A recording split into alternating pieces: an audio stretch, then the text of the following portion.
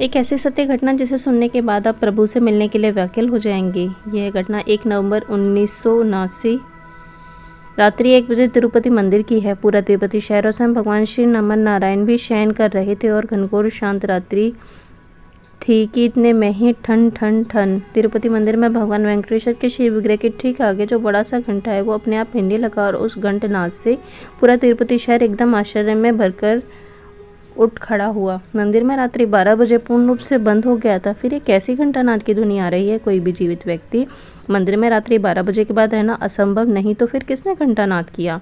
कोई जीव जंतु मंदिर में प्रवेश नहीं कर सकते क्योंकि सारे द्वार बंद हैं।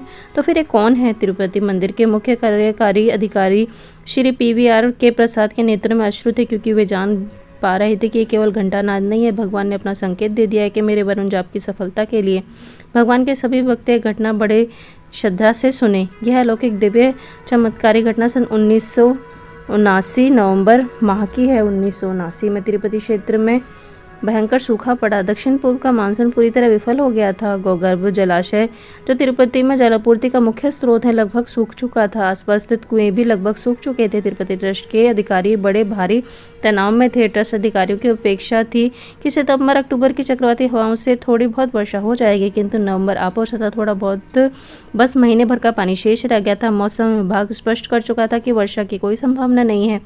सरकारें हाथ खड़ी कर चुकी थी। ट्रस्ट के सामने मंदिर में दर्शन निषेध करने के अतिरिक्त अन्य कोई विकल्प नहीं बचा था। दर्शन निषेध अर्थात दर्शन अनिश्चित काल के लिए बंद कर देना। ट्रस्टियों की आत्मा स्वयं को धिक्कार रही थी कि कैसे श्रद्धालुओं को कह पाएंगे कि जल के अभाव के कारण वे स्थान में दर्शन प्रतिबंधित कर दिए गए हैं, किंतु दर्शन बंद करने के अतिरिक्त कोई विकल्प नहीं बचा था। विधर्मी और मूर्ति पूजन के विरोधियों का आनंद अपने चरम पर था। नास्तिक लोग मारे खुशी के झूम रहे थे। अखबारों में खबरें आ रही थी कि जो भगवान अपने तीर्थ में जलापूर्ति की व्यवस्था नहीं कर सकते, वो भगवत मंडल पर कृपा कैसे करेंगे? सनातन धर्म अनुयायियों को खुलेआम अंधविश्वासों सनातन धर्म को अंधविश्वास कहा जा रहा था। श्रद्धालुओं और धर्म अनुयायियों ये रो रहे थे, उनके आंसू नहीं थम रहे थे। कुछ दिन और निकल गए, किंतु जलापूर्ति की कोई व्यवस्था नहीं हुई। अचानक घबराए हुए ट्रस्टियों को कुछ बुद्धि आई और उन्होंने वेदों शास्त्रों के धुरंधर विद्वान और तिरुपति ट्रस्ट के सलाहकार 90 वर्षीय उपुल्लरी गणपति शास्त्री जी महाराज से संपर्क किया। ट्रस्टी ने महाराज जी से पूछा कि क्या वेदों और शास्त्रों में इस गंभीर परिस्थिति का कोई उपाय है? श्री उपुल्लरी गणपति शास्त्री जी महाराज ने उत्तर दिया कि वेदों और शास्त्रों में इस लोक की अलौकिक समस्त समस्याओं का निदान है।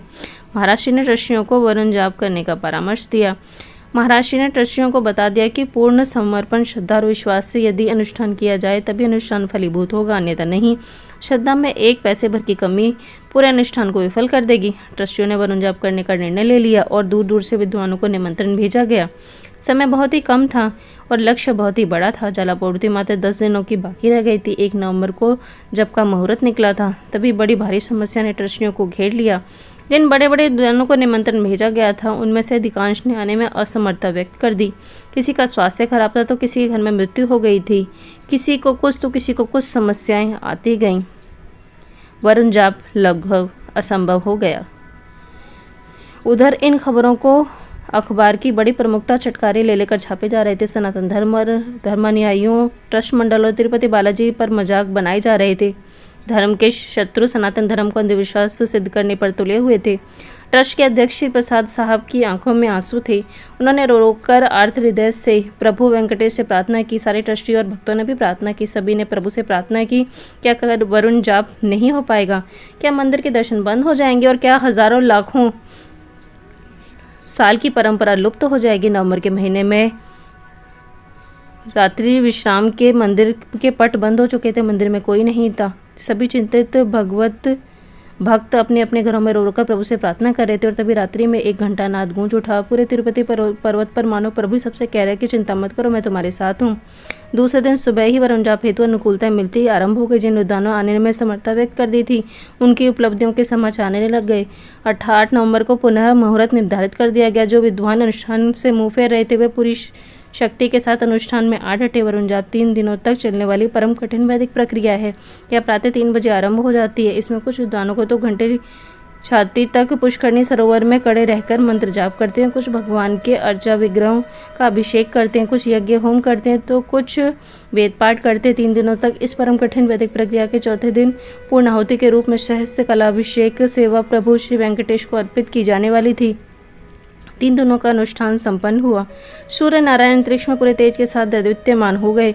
बादलों का नामो निशान तक नहीं था। भगवान के भक्त बुरी तरह निराश होकर मन ही मन भगवान से अजस्र प्रार्थना कर रहे थे। भगवान के अर्ध विग्रह को पुष्करणी सरोवर स्नान कराकर पुनः श्री वारी मंदिर ले जाया जा रहा था। सैकड़ों पत्रकारों चारों ओर खड़े होकर तमाशा देख रहे थे, हंस रहे थे। चारों ओर विधर्मी घेरकर चर्चा कर रहे थे कि अनुष्ठान से भारी बारिश ऐसा कहीं होता है क्या? कैसा अंधविश्वास है, कैसा पाखंड है यह? ट्रस्ट के अध्यक्ष श्री प्रसाद साहब और ट्रस्टीगण मन ही मन सोच रहे थे कि हमने कौन सा अपराध हो गया है, क्यों प्रभु ने हमारी पूजा पुकार अस्वीकार कर दिया। अब हम संसार को अपने आपको क्या मुंह दिखाएंगे? इतने में ही 2-3 पानी की बूंदें प्रसाद के माथे पर पड़ी। उन्हें लगा कि पसीने की बूंद हो गई और घोर निराशा होकर भरे कदम उठाते हुए मंदिर की ओर जाने लगे। फिर 5-6 मोटी बूंदें और पड़ी। सर ऊपर उठाकर देखा तो आसमान में काले काले पानी के बादल भरे हुए बादल उमड़ आए और घनघोर बिजली कड़कड़ा उठी। 2-3 सेकंडों में मूसलाधार वर्षा आरंभ हुई। ऐसी वर्षा कि सभी लोगों को भगवान के उत्सव विग्रहों को लेकर मंदिर की ओर दौड़ लगानी पड़ी। फिर भी वे सब सर पैर से पैर तक बुरी तरह भीग गए थे। याद रहे, यह वर्षा केवल तिरुपति के पर्वत क्षेत्र में आसपास एक बूंद पानी की नहीं थी।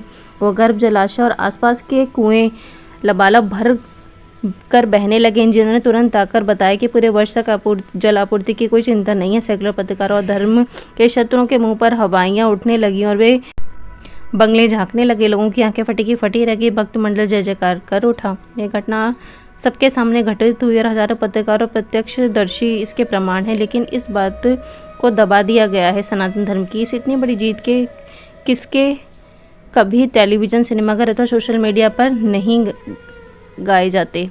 भगवान वेंकटेश निवास कोई मूर्ति नहीं वरन साक्षात श्रीमन नारायण स्वयं है। अपने भक्तों की पुकार सुनकर वे आज भी दौड़े चले आते हैं। भक्त हृदय से पुकारें तो सही। वेंकटेश संस्थान ब्रह्मांड नास्ते किंचन, श्री वेंकटेश समो देवो न भूतो भविष्यति। जय श्री राधे कृष्ण। जय जय श्री राधे कृष्ण।